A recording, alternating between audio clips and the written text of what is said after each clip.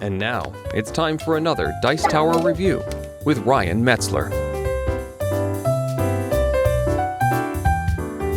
Hey everyone, it's Ryan Metzler here again today, and we're going to be taking a look at a trick-taking game.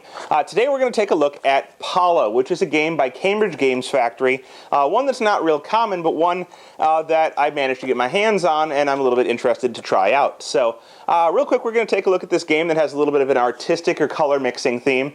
We'll see how it plays and what you get inside of this little plastic clamshell box, and then we'll come back here and we'll get my final opinions on this trick-taker. So here you can see the components for Paula. Now this is a card game, and you can see I have my cards sleeved here, but in this deck of cards there are 6 different colors of cards. We have 3 primary colors, being blue, we have red, and we have yellow, so the 3 primary colors. And you have 3 secondary colors, of course, which are green, orange, and of course purple. So you'll see that the primary colors can be mixed to make up the secondary colors. Now, in each of the primary colors, blue, yellow, and red, there are going to be cards ranging from values 1 to 5. And there are cards, you'll see a 1 here, you'll see a 4 here. There are 2 1s, 2 2s, 2 3s, 1 4, and 1 5 in each of those suits. In the secondary colors, you're going to have higher numbers. You're going to have 2 through 9, and 1 of each of those numbers. So you'll see we have the 8 of orange, or the 9 of orange, or, you know, the 6 of purple, or whatever the case may be. But you have all of those cards, and at the beginning of each hand, you're going to deal these cards out to the players, and you'll set a couple aside so that, you know, you don't have perfect information as to what cards are in the deck and what aren't, but you're going to get these cards, and so you'll have a hand of however many cards, and you'll be playing tricks with these cards. Now, on your turn, if you're the leader, you have the choice of leading either a primary or a secondary color. Of course, you can lead any card in your hand. So if I led, for example, the 3 of blue, this is a primary color. And every person after me, if they have a blue in their hand, will have to follow with blue. And in this case, high card's going to win the trick. That will always be the case. High card is going to win. Now, if they don't have blue, this is where the game gets interesting. If you don't have blue, you have 2 options. Either you can just throw any card from your hand off, getting rid of that card, and it obviously can't win because blue is the led suit. Alternatively, if you don't have any blue and you'd like to change the color, it's called smearing.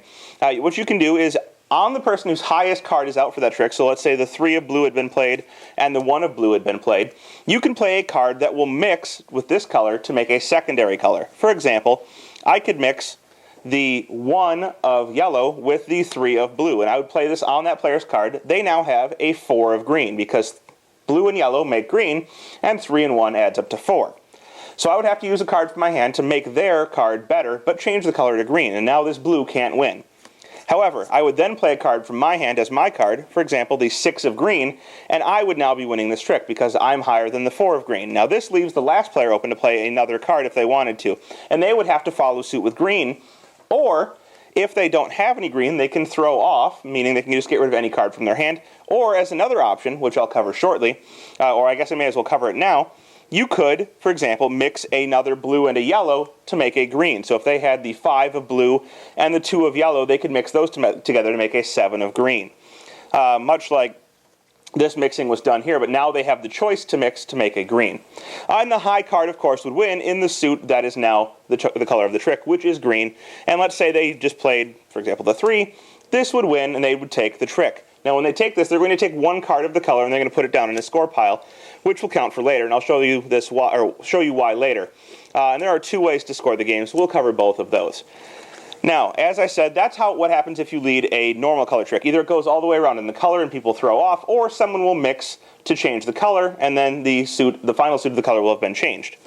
If a secondary color is led, for example, orange, you have similar options. You can either follow orange if you have an orange in your hand, and if you don't want to follow orange, even if you have an orange in your hand, you can mix the cards in your hand to make an orange. So for example, let's say I had this 2 of orange, but I don't want to play it. I could mix my 5 of red and my 1 of yellow to make an orange, and now I'm playing a 6 orange. You can do this, as I said, even if you have more orange in your hand to play, because this counts as an orange card. Now everybody here would have to either follow orange, mix to make orange, or throw off, and the high card would win the trick, and whoever won would take 1 card of that color and put it aside in their score pile, as usual. And you're going to keep doing this until all of the cards in your hand are gone for that round. Now, this is how trick-taking is going to work in this game no matter what, but there are two different scoring variants in Pala. The first is called Pointillism, and there are two little cards to show you how these work, but basically in Pointillism you have choices. It's going to tell you when the game ends and how much a null bid is, null being you don't want to take any tricks, but you're going to be bidding for tricks, and everybody will have this set of chips here. You'll see there's one of each color in the game and a white chip. When you bid, you're going to start with the dealer and look at which tricks you think you can take from your hand. So if you think you can take at least one purple trick, you would bid a purple. And let's say you think you could take at least one red trick, you can bid a red. If you manage to take at least one purple and one red, you'll multiply the total number of tricks that you took. So let's say I took a purple, a red, and somehow I took a green and a blue, 4 tricks. I would multiply by 4 by the number of chips I bid, being 2. And I would get 8 points for that. So obviously the more different colors you bid and then the more tricks you take, the better your multiplier is going to be, because if you bid 4 chips and take 2, it's also 8. But I guess if you bid 4 chips, you have to take 4.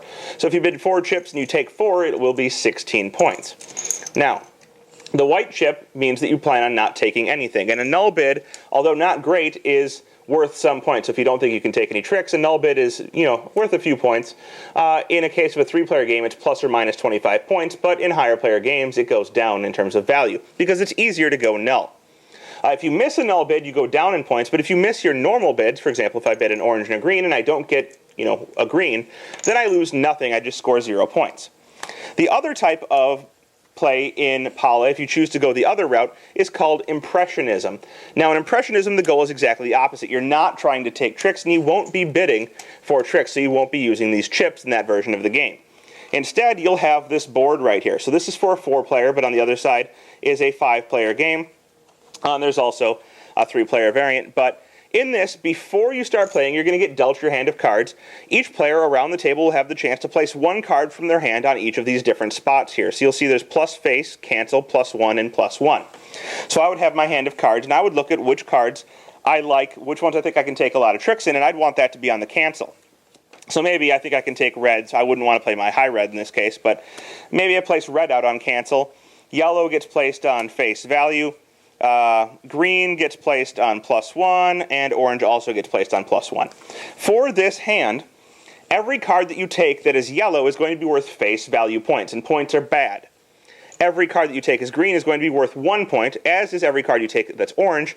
Blue will be worth no points, as will purple. So they're kind of null and void. Now, each red card you take will allow you to cancel 1 card from your tricks. So if I have a high yellow card and a red card, I would use those 2 cards to cancel out that trick.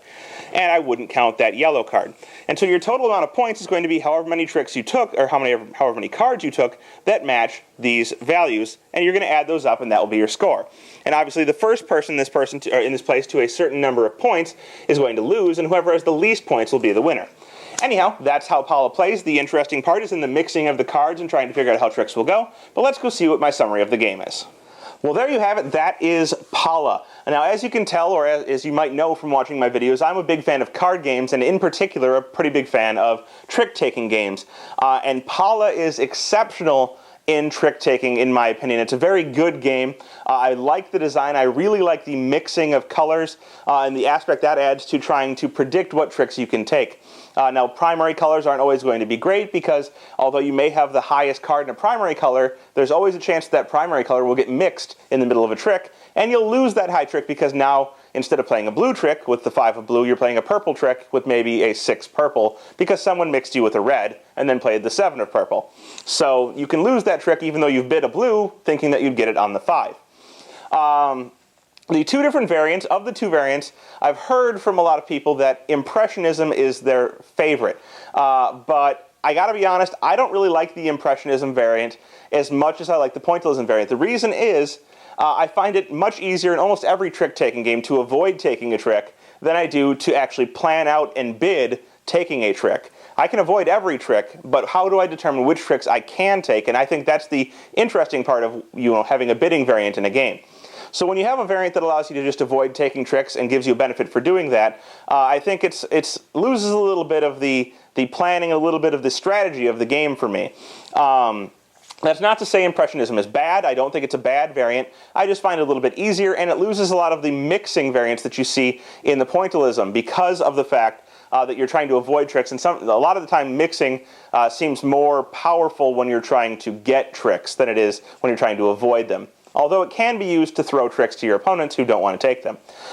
Now, the Pointillism variant, as I said, is very good, but you have to be careful with bidding the primary colors. You have to very carefully figure out what cards you have that can be used to mix in order to try and best take and bid tricks that you can take. So overall, I think Pala is a very good game, one that I would suggest to anyone who likes trick-taking, and it offers you two different variants to try out, which I think both have their merits.